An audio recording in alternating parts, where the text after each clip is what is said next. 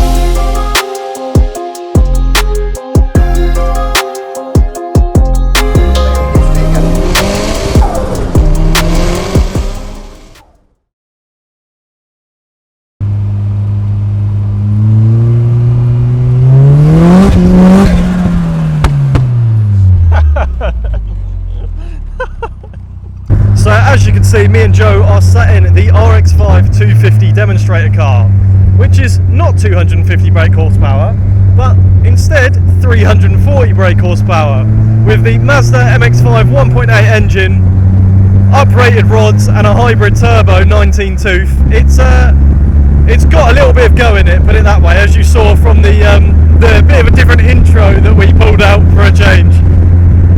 Now obviously the reason why I'm cupping my mic is from the last video, the K20 test drive. We had a couple comments saying the wind noise was quite bad, so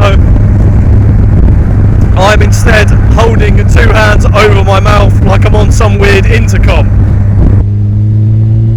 Oh no.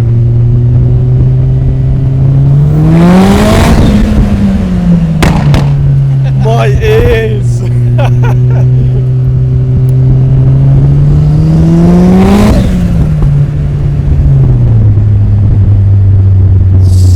I'm loving this non-popping and banging.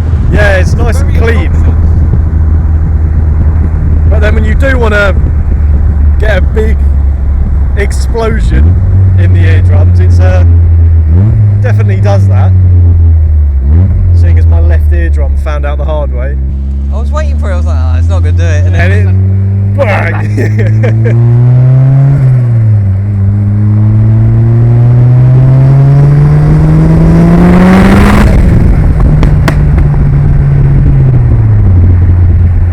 So brutal, like putting you back in your seat.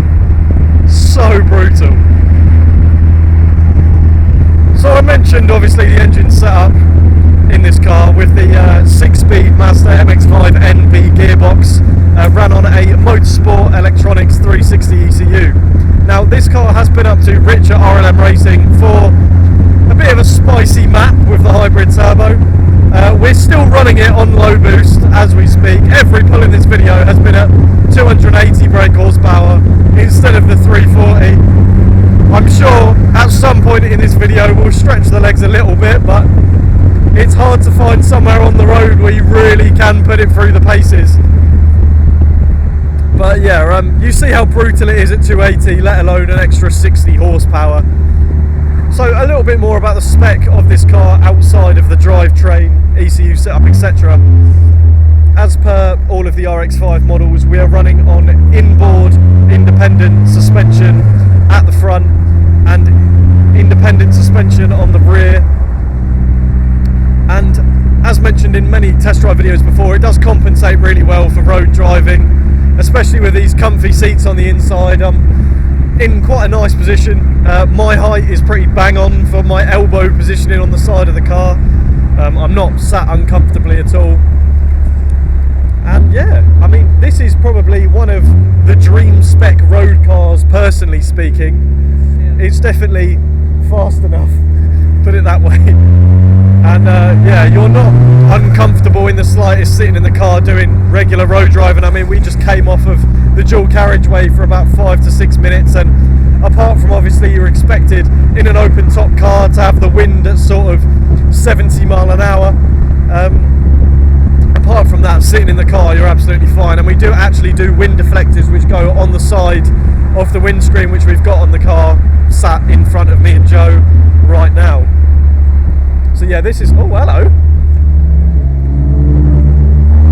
boring. Yeah.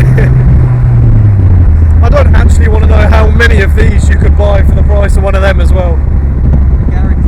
Yeah, you could probably have a few. You could probably have one in at least every colour of GRP bodywork that we do. Just dropping that in there as well. So this is GRP bodywork. Obviously fiberglass gel coated, so it's a little bit more resilient to your stone chips on the road, and if you do want to take it on a track day, then it's going to be a lot more hard wearing than what painted bodywork will be. And on this car we've got the MK Racing Green, which was actually the first car with the new colour. A little bit of a test bed, a bit darker and a bit less saturated than the British Racing Green. I think it does look better.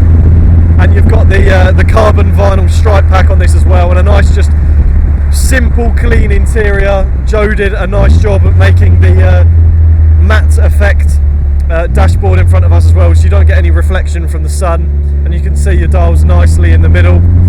And you've got your carbon vinyl effect tunnel cover.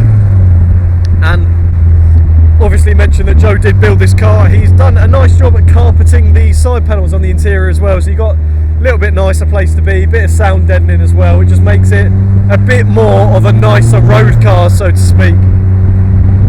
And it's just adding to that overall production car finish. As I've said to many people at the shows, these aren't your traditional looking kit cars anymore. Like, we have people that have only ever built the most dumbed down flat pack furniture in the world, and they still produce an outcome from the kit which looks like a production car, which is exactly where we want to be, with the body lines on the rear arches flowing straight into the side panels. It just looks nice and streamlined. Obviously still have zero aerodynamics, but at least it looks nice. That's the important part. Bodywork choices on this car, we've got the cup nose cone and the flat bonnet on here as well, so very classic approach. The cup nose cone is rare to not see spec'd on the cars ever since it's been brought out, because it does look very nice, and I think it looks quite a lot better than the other nose cone choices in my personal opinion. But yeah, you're more than welcome to come down. Obviously, being that this car is for sale, it's stationed down at our factory in Braintree, Essex. More than welcome to come down, have a seat in the car, go out in the car, obviously see if you like it. But the main part of this video is doing the justice of what this thing is like to drive, how ridiculous this thing is, instead of me boring you all day talking about the spec. The only other thing to mention is this does have Willwood 4-pot brakes on all corners, but that's about it from what I'm going to mention. First one as well. The first one with Willwood on 4 corners, so it's had a little bit of R&D put into it, making it a very nice test bed for little things like this. So make sure that it's all absolutely perfect, and it does make quite a bit of difference over the standard Mazda brakes. I've never driven the car, but supposedly the pedal feel is quite a lot better. Solid, yeah. And it stops. Definitely. Especially with this power. Yeah, which is what you want at 340 brake.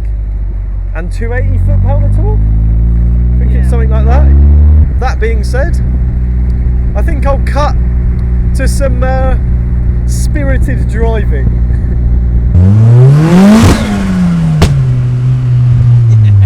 My ears.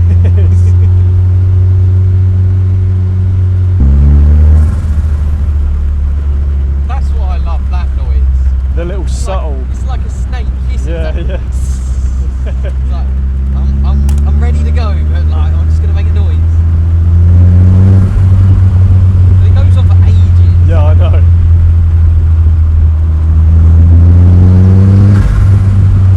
Yeah, it just keeps going.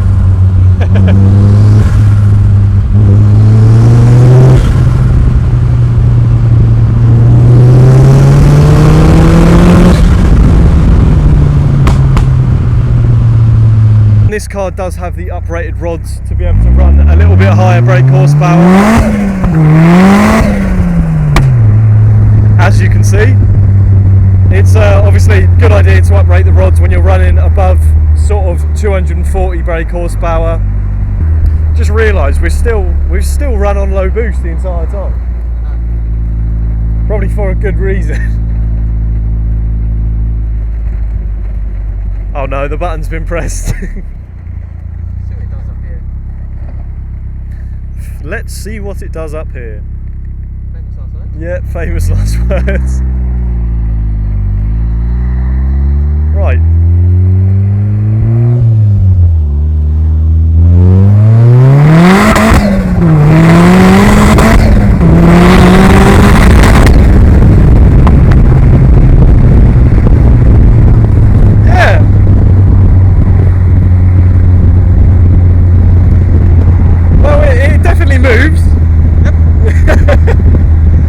Need a new pair of pants. If you're looking for a car which is ludicrously fast, gonna get absolutely all the looks in the world, and it's not ridiculously expensive at all for the amount of performance you get out of it, look no further, because this thing is absolutely unreal. You are going to give every stereotypically fast road car the biggest run for their money. I mean, you really do have to have a ridiculously high power car to be able to even keep up morally with this. I mean, you're looking at the likes of very high power German cars realistically. It's got to be all-wheel drive, 3 litre, 500 horsepower. Yeah. Probably on the lower boundary as well, just to keep up with this. And generically speaking, they do not cost anywhere near the same price range as what this does. I mean, you're usually at least another 10 grand on the top, 15, maybe 20. So, that being said, if you are looking for a ridiculously fast car, that sounded ridiculous. High boost. Yeah, obviously high boost, open the wastegate, let a little bit more pressure.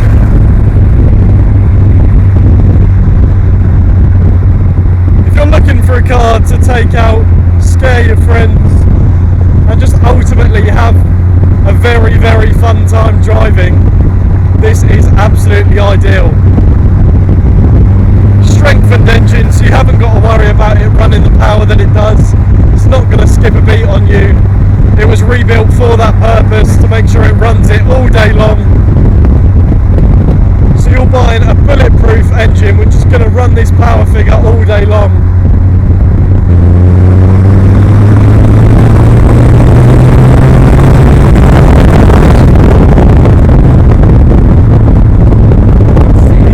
You literally don't have to change gear. The 6th gear roll-in is ridiculous.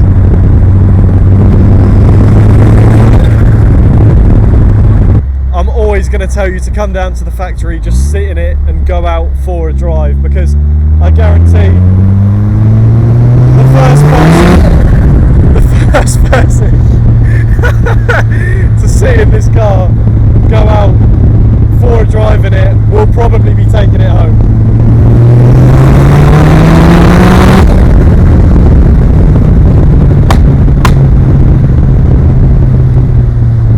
That being said, thank you for watching this video. Please like, share and subscribe, and we will catch you next time.